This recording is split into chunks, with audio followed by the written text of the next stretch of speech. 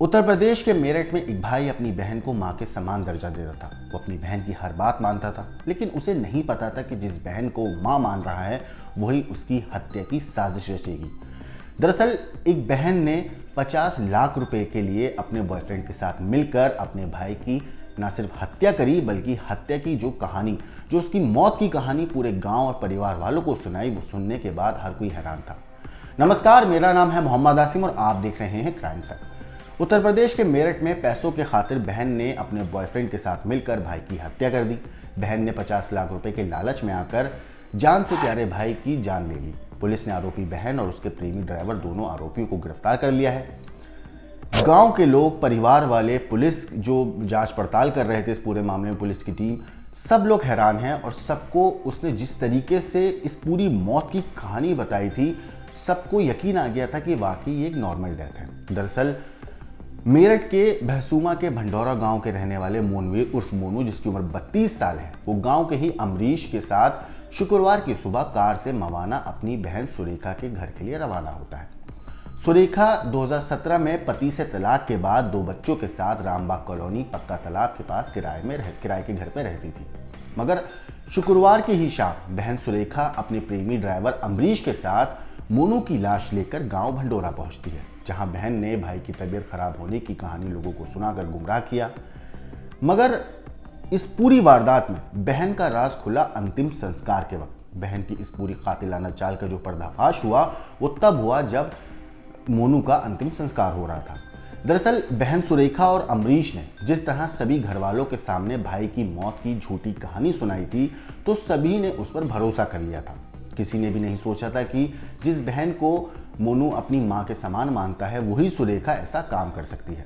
मोनू के अंतिम संस्कार की जब क्रिया शुरू हुई, उस वक्त जब रिश्तेदारों ने उसकी शर्ट के बटन खोले, तब उन्हें गले पर एक निशान दिखा। निशान देखकर मोनू के बड़े भाई सोनवीर को थोड़ा शक हुआ। उसने इस पूरे मामले की जानकारी पुलिस को दी।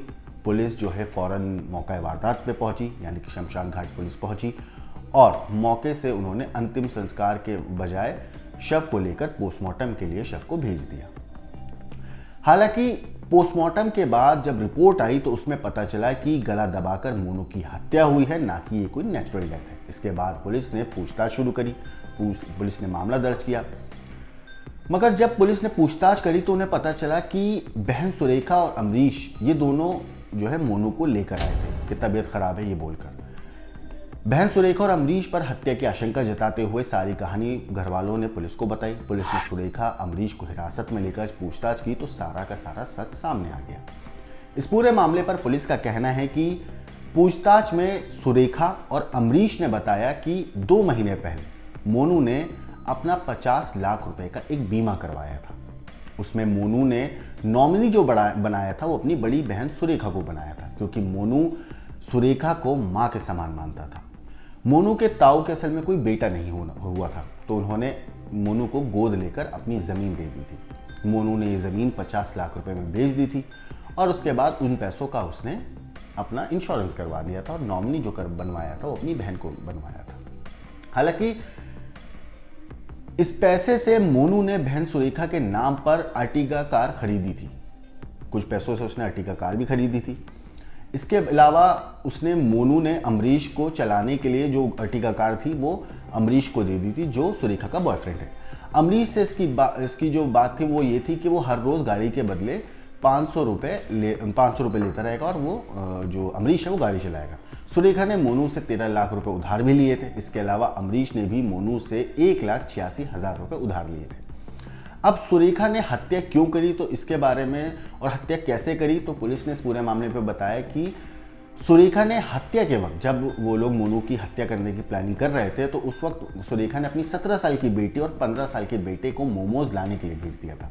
सुरेखा सीढ़ियों पर बैठकर देख रही थी कि कोई आ न जाए और घर के अंदर अमरीश ने रस्सी से मोनू की गला घोंटकर हत्या कर दी। मवाना थाना प्रभारी ने इस पूरे मामले पर बताया है कि अविवाहित मोनू 4 भाई बहनों में सबसे छोटा था। माँ बाप की मौत पहले हो चुकी है, तो जो भी परिवार था वो सिर्फ यही था और सुरेखा को वो अपनी माँ के समान मानता था। हालांकि सुरेखा और अमरीश को लग रहा था कि मोनू ने जो पैसे उन लोगों को उधार दिए हैं वो उनसे वो वापस लेगा, इसी के चलते दोनों ने उसकी हत्या की ये पूरी साजिश रची। दोनों ने तय किया कि अगर हत्या का मामला भी सामने आया तो अमरीश उसकी जिम्मेदारी खुद पर ले लेगा और इसके बाद जो भी इंश्योरेंस की रकम है, यानी कि जो 50 लाख रुपए की जो बीमा करवाया है, क्योंकि सुरेखा नॉमिनी है तो वो सुरेखा को मिल जाएगा। बाद में ये दोनों जब अमरीश जेल से छूट कर आएगा तो ये दोनों अपनी ज़िंदगी बिता लेंगे। हालांकि मीडिया रिपोर्ट्स में कहा जा रहा है कि जो अमरीश है वो गैंगस्टर एक्ट का आरोपी भी है। मवाना थाना प्रभारी ने इस पूरे मामले पर बताया है और मीडिया रिपोर्ट्स के हवाले से अगर मैं आपको बताऊं तो अमरीश जो है वो प्रतापगढ़ थाने का गैंगस्टर है। उस पर आर्म्स एक्ट समेत चोरी के मुकदमे भी दर्ज हैं। दोनों को कोर्ट में पेश किया गया, जहां से उन्हें अब जेल भेज दिया गया है। लेकिन सबसे चौंकाने वाली बात यह है इस पूरे मामले में, जहां रिश्तों को शर्मसार भी करती है कहानी, गांव का हर व्यक्ति सुरेखा को अब कोस रहा है।